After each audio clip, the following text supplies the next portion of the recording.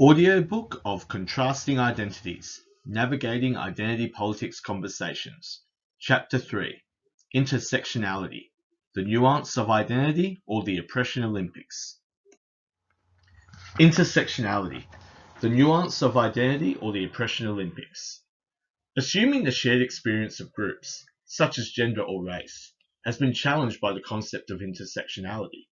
Intersectionality points out that no one is purely just one of these group identities, but are a combination of these group identities which all will influence one another in different ways. Crispin Startwell, 1998, in his Introduction to Intersectionality, explains this quite well, where he says, "The gender system in the African American community, for example, is not the same as the gender system in the white community for a variety of historical reasons. So what it means is to be a woman for a black woman is not necessarily the same as what it means to be a woman for a white woman. And what it means to be a man for a black man is not necessarily the same as what it means to be a man for a white man." Critics of IP dismiss this as oppression Olympics, which assumes that the model is meant to place on a hierarchical ladder who is the most disadvantaged. For instance, a black woman would be at the top of the disadvantaged hierarchy, a black man underneath her, a white woman underneath him, and so on.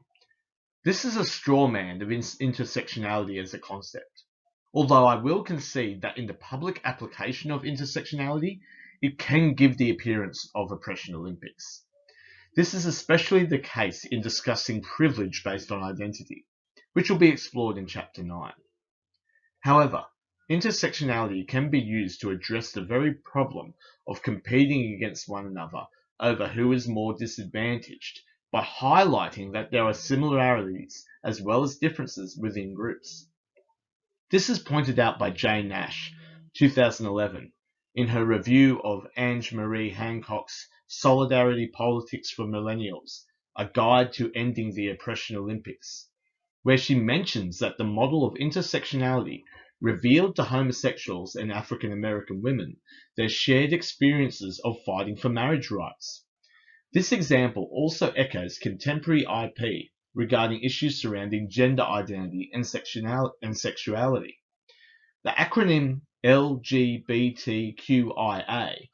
does not suggest a competition between homosexuals, bisexuals, transgender, genderqueer, intersex, and asexual people over who is the most oppressed, but inclusion of these groups through their shared experiences, even though there are nuanced differences. Some have claimed this ambition to be a failure. E. Hamilton, 2017, from Ben Shapiro's The Daily Wire, cites an article suggesting that intersectionality has resulted in people who self-identify as an oppressed group will be less empathetic towards those who identify outside that group. The idea of empathy will be discussed in more detail in Chapter 5, but it will be important to consider the findings cited by Hamilton. The article included 3 studies conducted by Laura de Guzman and Laurent Licata, 2017. The first 2 studies involved Muslims and Jews from Belgium and found that Muslims who felt a higher sense of victimhood felt more anti-Semitic views than those who did not feel as much of a sense of victimhood. The third study involved a survey where law and psychology students were told a mock story that law and psychology students were unfairly failed in their exams. The study found that in cases where the law students had their victimhood recognized and the psychology students were not, the psychology students felt less empathy towards the law students. However, the study also found that both the victimized group and the non-victimized group both felt negatively towards the university authorities in situations where one of the groups were not recognized. From this, the authors, 2017, in their discussion give this advice. This points to the important responsibility of authorities in managing social recognition of collective victimhood amongst groups. When this recognition is inequitably distributed across groups that perceive themselves as victims, the potential for intergroup conflict is high, and the authorities are at risk of losing their legitimacy. Thus, the study does not suggest victimized groups ought to stop viewing themselves as victims, but that authorities should avoid unequally recognizing some groups and not others that have been victimized. Furthermore, the examples used in the studies are not examples of intersectionality, or at least not in its application. This is due to that the aim of intersectionality is to demonstrate both similarities and differences within groups, something the examples of this study does not do. This is not to say that there may be some risk of the same consequences within intersectional identity. For instance, intersectionality does reveal how some circumstances can create more disadvantages for those within groups. One example could be when homosexuality was more frowned upon in society. Wealthy homosexuals had an easier time staying in the closet and covering up their lifestyle than those who were poor. It is possible for this to result in poor homosexuals feeling less empathy towards healthy homosexuals. However, I will address how we as human beings apply empathy and its implications in the next chapter. Regardless, even if it does create less empathy between groups, this does not mean that we shouldn't recognize the existence of victimization.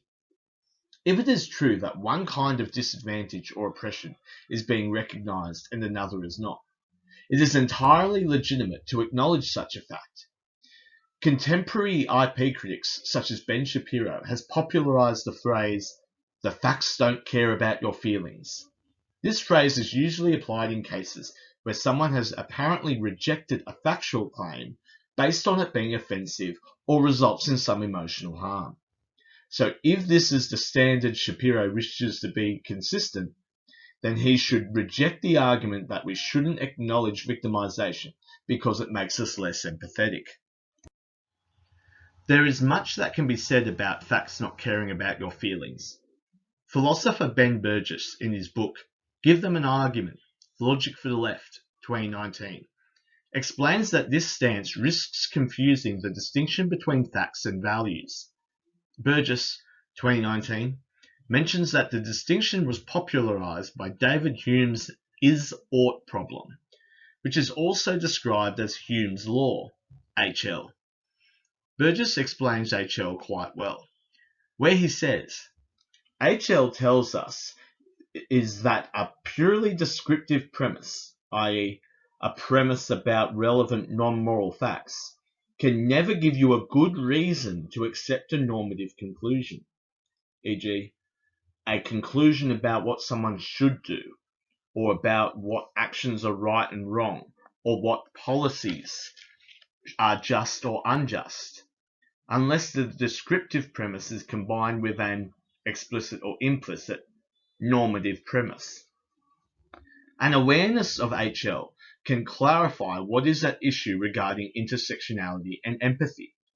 The study cited earlier in this chapter did find that victimized groups who didn't have it recognized felt less empathy to the victimized groups that did. The difference between Hamilton and the original authors is that Hamilton treats this as evidence that we shouldn't identify ourselves as victims, whilst the authors treat this as evidence that governments should recognize victimhood equally. This is closely related to accusations that IP encourages a victimhood mentality, or playing the victim. Such accusations either contradicts the belief that facts don't care about your feelings, or accepts HL and implies that you shouldn't recognize your own victimhood or have it recognized from others. Therefore, intersectionality is the path towards a less essentialist and more nuanced IP. It is not merely an oppression Olympics. However, the role of empathy is very important in any discussion of IP, which I'll cover next in my discussion on the concept of universal humanism.